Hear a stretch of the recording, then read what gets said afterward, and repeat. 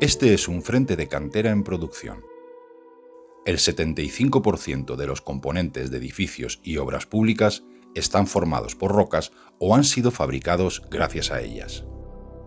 Hasta la fecha, todo el desarrollo en que vivimos depende inevitablemente de pedazos de tierra que desaparecen, dejando este desolador paisaje.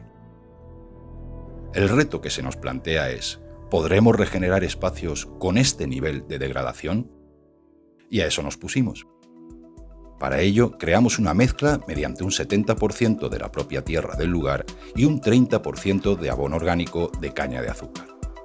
Lo primero que hicimos fue incorporar el suelo fértil sobre la roca expuesta.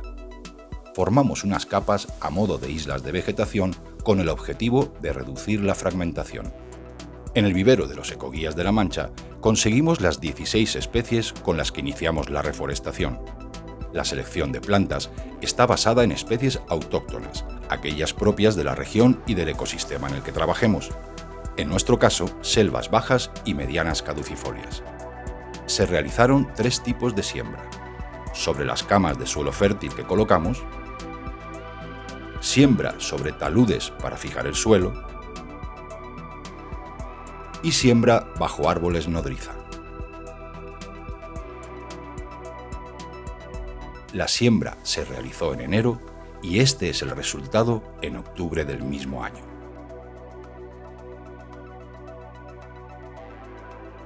Únicamente un 19% de las 1.500 plantas que sembramos sobrevive, pero sobre las camas y sus perímetros se instalaron otras muchas especies que llegaron para comenzar un proceso de regeneración natural del suelo.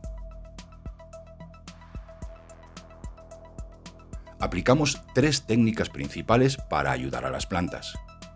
Un sistema de riego por goteo barato y funcional con el que apoyamos en tiempos de secas a cada uno de nuestros valiosos árboles. Y realizamos abonos periódicos no solo de nuestras plantas, sino de aquellas que se asentaban naturalmente. Ambas técnicas dieron resultado. Para tener un control riguroso de los procesos que se suceden en nuestra área de reforestación, llevamos a cabo un monitoreo de mamíferos mediante cámaras trampa y un monitoreo de aves. Ambos muestreos nos ofrecen datos sobre la curva de acumulación de especies que van progresivamente repoblando lo que en su día fue un desolado pedregal.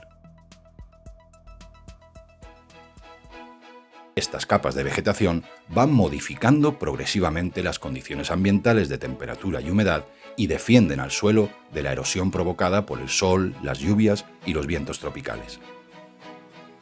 Las plantas atrajeron a los artrópodos que se alimentan de ellas e iniciaron la cadena trófica. Llegaron los depredadores, sobre todo lagartijas, muchas lagartijas.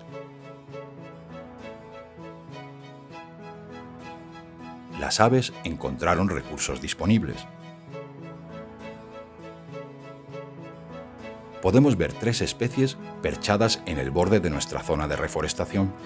Cabe señalar que para mayor dificultad durante este proceso, la cantera continuaba sus operaciones y durante 5 meses no pudimos atender las plantas por el tema COVID. Las cámaras trampa nos mostraron cómo los esquivos mamíferos aprovechaban la noche para merodear por nuestra zona, atraídos también por los pequeños aguajes y alimento que colocamos con este fin: darle vida a un lugar yermo.